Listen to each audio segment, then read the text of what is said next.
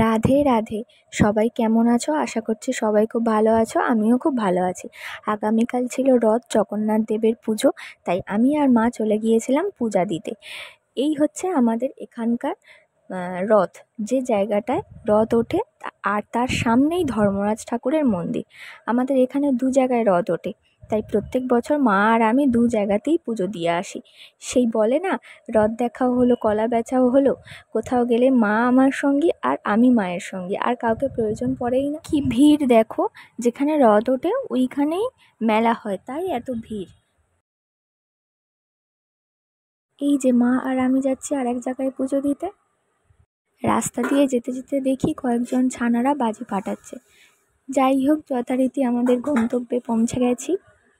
এই যে জগন্নাথ দেবের মন্দির, এইটা, তার সামনেই রথ দেখো, আর পাশে দু তিনটে বাচ্চাদের খেলনার দোকান বসে।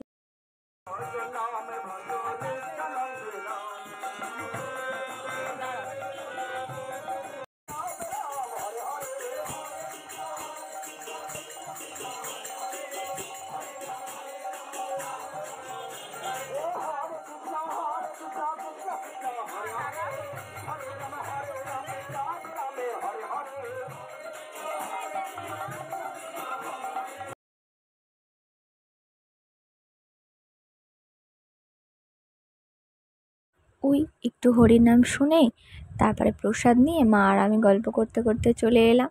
আস্তে আস্তে দেখি রাস্তায় দুটো ছানা বসে আছে। তোমরা খেলেই খাওয়া। এই যে এই রথটা দেখতে পাচ্ছ, এই রথটা হচ্ছে বিকালবেলায় বেরোয় 4টে নাগাদ, সারা বাজার ঘুরে তারপরে এইখানে এসে রাত্রিবেলা থাকে। উফ, অনেক ঘোরা হলো, আর পারছি না। এটা আমার উক্তি না, মায়ের উক্তি। বললো চল একটু চা খাই, তা আমি বললাম চলো।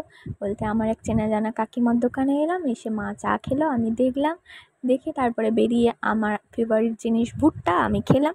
খেতে খেতে চারিদিক দেখছিলাম, কি দেখছিলাম জানি না। ভুট্টা পোড়া কার কার ভালো লাগে বলো কিন্তু, লেবু আর নুন দিয়ে, উফ আমার তো দারুণ লাগে। ফোন করে দাদাকে ডাকলাম, দাদা এলো, বললো চল বোন ফুচকা খাই। বলতে ও আর আমি গেলাম ফুচকা খেতে। কালকে যেহেতু রথ ছিল, কোনো জায়গাতেই ফুচকা নেই, সারা বাজার ঘুরে ঘুরে সেই স্টেশনে আসতে হলো ফুচকা খেতে। 10 টাকার ফুচকা খেতে, 10 টাকার ফুচকা ছাড়া আমার পেটে কোনো দিন তার বেশি ফুচকা যায় না। যাই হোক, আজকে এইটুকুই।